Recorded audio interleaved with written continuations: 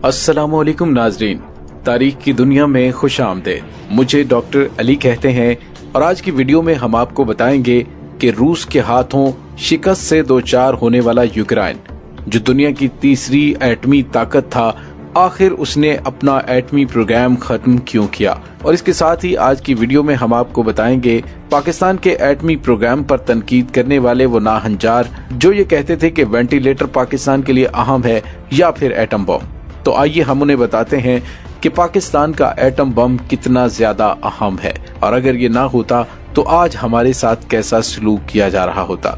Video की तफसील में जाने से पहले हमारे चैनल को सब्सक्राइब कर लें और बेल आइकन को जरूर दबा दीजिएगा और कमेंट सेक्शन में पाक फौज जिंदाबाद का नारा कमेंट जरूर कीजिएगा। नाज़रीन, आज रूस के हाथों जलील और रुसवा होकर दुनिया के सामने अमन की भीख मांगने वाला यूक्रेन का सदर, जो 30 साल पहले दुनिया की तीसरी बड़ी एटमी कुव्वत था, उसने एटमी कुव्वत से दस्तबरदारी का ऐलान क्यों किया और अब वो इस पर पछता क्यों रहा है। तो नाज़रीन, यूक्रेनी वजीर आज़म बार बार अफसोस कर रहा है और तड़पने लगा है कि यूक्रेन ने 30 साल पहले एटमी कुव्वत से दस्तबरदारी का ऐलान क्यों किया था। अगर उसने अपने एटमी प्रोग्राम को मेंटेन रखा होता तो आज रूस इसकी सरहदों को ऐसे पामाल ना करता।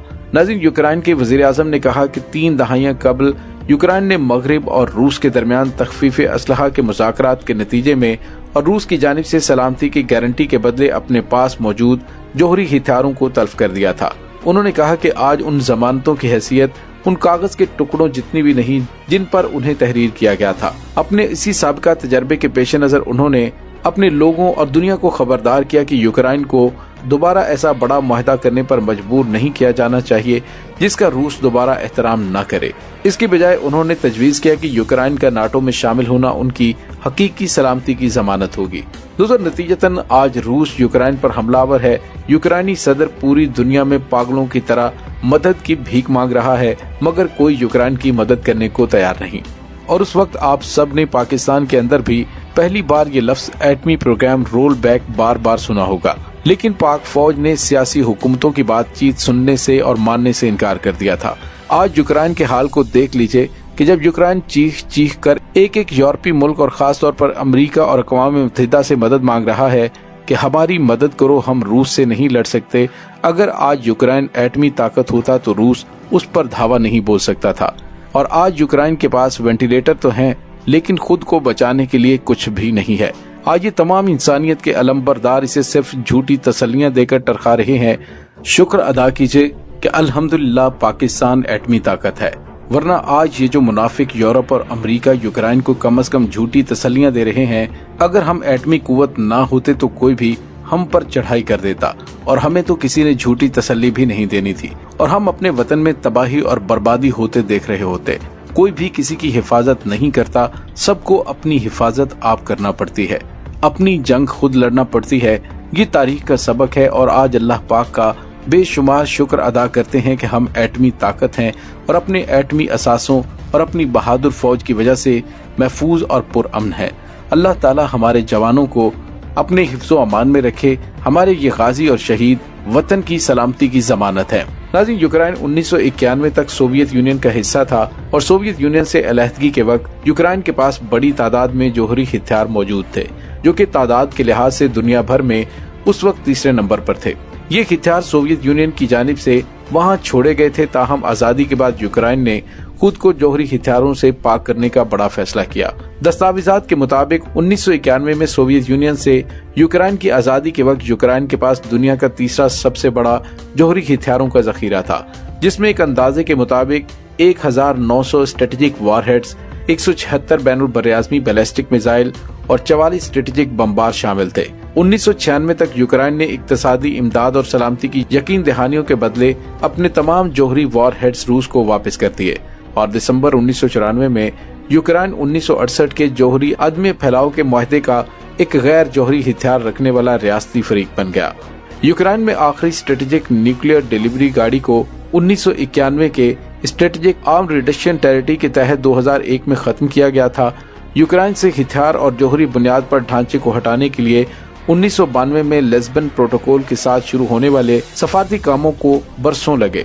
नाज़रीन, 1991 में सोवियत यूनियन टूटा, 1994 में अक़वाम मुत्तहिदा की सिक्योरिटी गारंटी पर यूक्रेन एटमी प्रोग्राम और एटमी असासों से दस्तबरदार तो हो गया, लेकिन ये वही वक्त था कि जब पाकिस्तान को भी मजबूर किया जा रहा था। नाज़रीन, 1992 के अवाखिर तक यूक्रेन की पार्लियामेंट ज्यादा जोहरी हामी ख्यालात का इजहार कर रही थी। कुछ का ख्याल था कि यूक्रेन कम अज कम आर्जी जोहरी हथियारों का हकदार है, शायद उम्मीद के साथ, लेकिन अमरीकी हुकूमत ने यूक्रेन को तबाही के लिए $175 मिलियन की इमदाद का वादा किया। उसकी बजाय यूक्रेन की हुकूमत ने जोहरी कुव्वतों के इंतजाम पर अमल दरामद शुरू कर दिया और वॉरहेड्स की मलकियत का दावा किया। अप्रैल 1997 के आखिर में 162 यूक्रेनी सियासतदानों ने स्टार्ट की तौसीक के लिए 13 पेशगी शराइत शामिल करने के लिए एक बयान पर दस्तखत किए, जिससे तौसीक के अमल पर मायूसी हुई।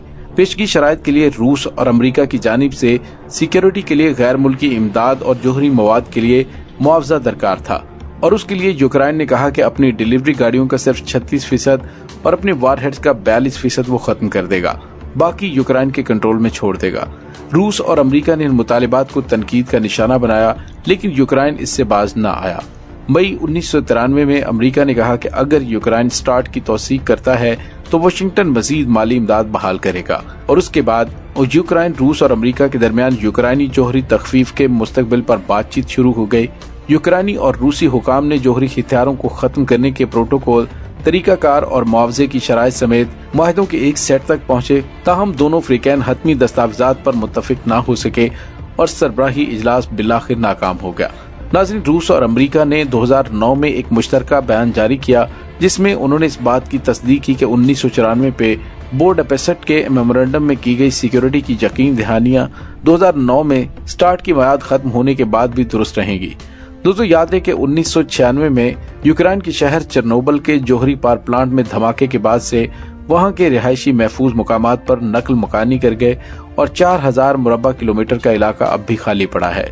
यूक्रेन की हुकूमत का कहना है कि चेरनोबिल के उस मतरूक इलाके में लोग आइंदा 24,000 साल तक आबाद नहीं हो सकेंगे।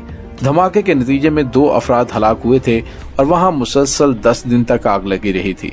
ताबकार धुएं की गर्द के बादल हवा के जरिए पूरे मशरकी यूरोप में फैल गए थे, और इस दौरान इमदादी सरगर्मियां अंजाम देने वाले 134 कारकुनों में ताबकारी से मुतल्लिक बीमारियों की तशखीस हुई, जिनमें से 28 कारकुनों की अमवात हो गई थी। इस वाक़े के चंद महीने के अंदर ही मजीद 19 अफराद भी चल बसे। लेकिन नाज़रीन, बताने का मतलब ये है कि जोहरी हथियारों की तखफीफ के हवाले से यूक्रेन ने जो फैसला किया था वो आज उसकी जान का अजाब बना हुआ है। और इसी तरह से जब पाकिस्तान में जोहरी हथियारों और वेंटिलेटर्स के हवाले से बहस शुरू हुई तो कुछ आकबत नाअंदेशों ने कहा कि पाकिस्तान के लिए एटम बम नहीं बल्कि वेंटिलेटर जरूरी थे। नाज़रीन, कैसी लगी आपको हमारी आज की वीडियो? कमेंट सेक्शन में अपने ख्यालात का इजहार जरूर कीजिएगा। इसके साथ ही डॉक्टर अली को इजाजत दीजिए।